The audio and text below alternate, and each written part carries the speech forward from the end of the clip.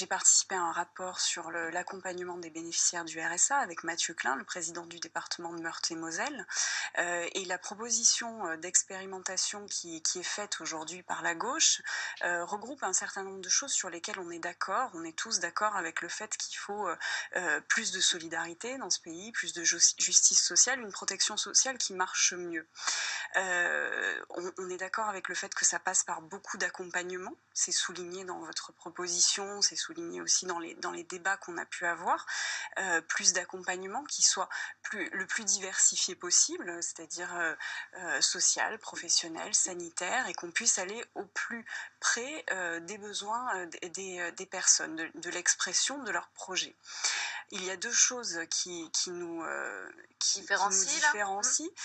C'est l'inconditionnalité, ça n'est pas souligné dans le reportage. L'inconditionnalité, c'est finalement donner un droit, mais sans condition de recherche d'emploi, d'avoir justement d'aller vers un accompagnement qui permettrait à la personne de développer son projet. Et ça pour nous, c'est quelque chose qui est extrêmement dommageable.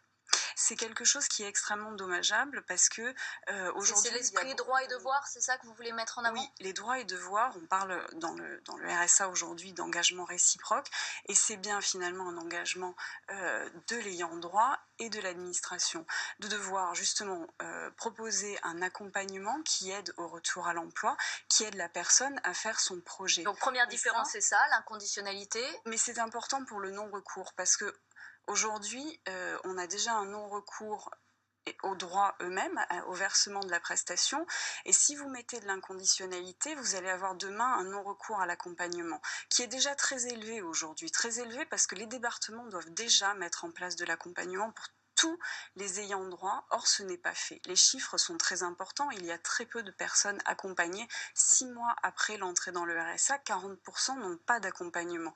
Ils sont encore 15% 2 ans après l'entrée dans le RSA.